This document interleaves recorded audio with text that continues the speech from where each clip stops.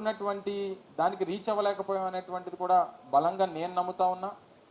So దాన్ని ఏ రకంగా overcome చేయాలనేటువంటి దాంట్లో కూడా పార్టీ పూర్తి స్థాయిలో పెద్దలు జగన్మోహన్ రెడ్డి గారితో కలిసి కూర్చొని ఏ రకంగా దాన్ని ఓవర్కమ్ చేయాలనేటువంటి ప్రయత్నం కూడా పూర్తి స్థాయిలో చేస్తాం.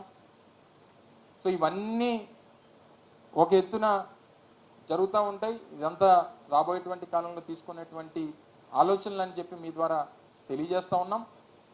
ముఖ్యంగా నేను ప్రాతినిధ్యం వహించినటువంటి అనకాపల్లి నియోజకవర్గం లేదా మొన్న నేను పోటీ చేసినటువంటి గాజువాక నియోజకవర్గంలో నా మీద పోటీ చేసినటువంటి అభ్యర్థి పెద్దలు పల్లా శ్రీనివాస్ గారు రాష్ట్రంలోనే అత్యధికమైనటువంటి మెజారిటీతో గెలిచినటువంటి సందర్భంలో వారు కూడా పూర్తి స్థాయిగా అన్ని రకాలుగా ఒక ఆయన మీద పోటీ చేసినటువంటి ప్రత్యర్థిగా గాజువాక ప్రాంత అభివృద్ధికి కావాల్సినటువంటి పూర్తి సహకారాన్ని అందిస్తాం. ఒక కన్స్ట్రక్టివ్ అపోజిషన్గా డెఫినెట్గా నిలబడతాం. అవసరమైనటువంటి ప్రతి చోట ఆ ప్రాంత అభివృద్ధికి కావాల్సినటువంటి సహకారాన్ని అందిస్తాం.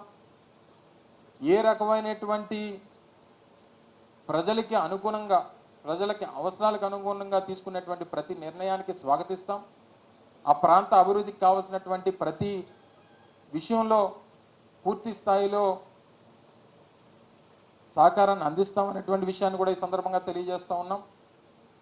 కానీ ప్రజా అవసరాలు, ప్రజలకు సంబంధించినటువంటి అంశాలు, ప్రజా వ్యతిరేక కార్యక్రమాలు చేసేటువంటి పరిస్థితుల్లో మాత్రం ప్రధానంగా పోరాటం చేయాల్సినటువంటి బాధ్యత ప్రజాస్వామ్యంలో మా మీద ఉంది. ఆ కార్యక్రమాన్ని కూడా ప్రజల పక్షాన్ని నిలబడి చేస్తామనేటువంటి విషయాన్ని కూడా ఈ సందర్భంగా తెలియజేస్తూ ఉన్నాం. డెఫినెట్గా విశాఖపట్నానికి సంబంధించి చాలా సందర్భాల్లో గతంలో కూడా కొంతమంది మాట్లాడినప్పుడు విశాఖపట్నాన్ని మీరు క్యాపిటల్ అని చెప్పారు అనేటువంటి విషయాన్ని అడిగారు. దాన్ని రెఫరెండంగా మీరు తీసుకుంటారా అని చెప్పి లాస్ట్ టైం నేను పత్రికా సమావేశంలో మాట్లాడినప్పుడు కూడా కొంతమంది అడిగారు. డెఫినెట్గా ప్రభుత్వం తీసుకున్నటువంటి ప్రతి నిర్ణయాన్ని, ఆ రోజు మేము ప్రభుత్వంగా తీసుకున్నటువంటి ప్రతి నిర్ణయానికి ఎన్నికలు అనేటువంటి రెఫరెండం ఫలితాలు వచ్చాయి కాబట్టి డెఫినెట్గా దాన్ని అంగీకరించాల్సినటువంటి అవసరం ఉంది. కానీ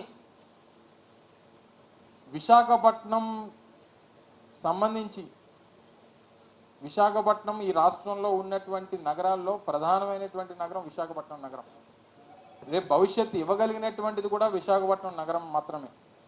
సో ఈ విషయంలో నూతనంగా ఏర్పడినటువంటి ప్రభుత్వం ఆలోచన చేయాలని చెప్పి కూడా నేను కోరుతా ఉన్నా.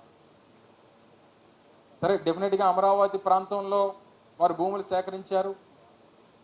గతంలో దాన్ని రాజధానిగా చేయాలని చెప్పి ప్రయత్నం చేశారు. 5 సంవత్సరాలు వారి ప్రభుత్వం ఉన్నంతకాలం దాన్ని ఇచ్చేశారు. డెఫినెట్గా ఆలోచన వారికి ఉండొచ్చు, దాన్ని కొనసాగించాలనేటువంటి కార్యక్రమం చేస్తారు. కానీ విశాఖపట్నానికి సంబంధించి వారు ఆలోచన చేసి నిర్ణయాన్ని తీసుకోవాలని చెప్పి కోరుతా ఉన్నా.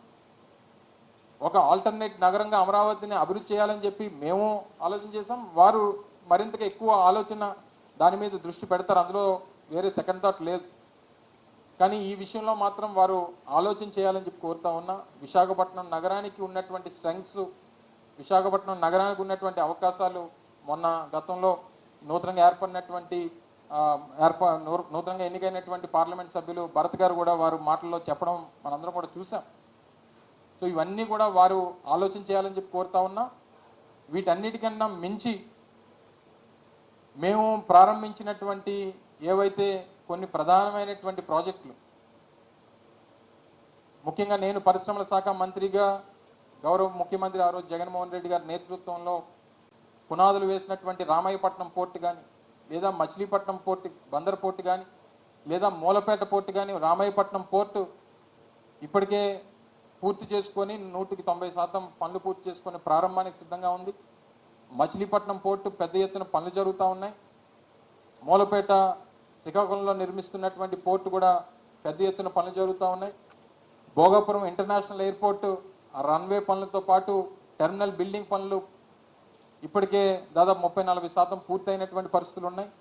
వీటన్నిటిని కూడా త్వరితగతిన పూర్తి చేసి ప్రాంత రాష్ట్ర ప్రజలకి త్వరితగతిన అందుబాటులో తీసుకుని వచ్చి ఉపయోగపడేటువంటి దిశగా కొత్త ప్రభుత్వం పనిచేస్తుందని చెప్పి పూర్తి స్థాయిలో ఆశిస్తూ నూతనంగా ఏర్పడినటువంటి ప్రభుత్వానికి హృదయపూర్వకంగా వారికి అభినందనలు, శుభాకాంక్షలు. నూతనంగా ఎన్నికైనటువంటి శాసనసభ్యులకి, పార్లమెంట్ సభ్యులకి వారికి కూడా శుభాకాంక్షలు, అభినందనలు తెలియజేసుకుంటూ ఈ అవకాశం కల్పించినటువంటి పెద్దలందరికీ, గత 5 సంవత్సరాలు పనిచేసేటువంటి దానికి అవకాశం కల్పించినటువంటి ప్రజలకు, రానున్నటువంటి కాలంలో ప్రజల పక్షాన పోరాటం చేసేటువంటి బాధ్యత తీసుకుంటామని చెప్పి కూడా ఈ సందర్భంగా మరొకసారి మీ ద్వారా తెలియజేసుకుంటూ సెలవు తీసుకుంటా ఉన్నా. Thank you.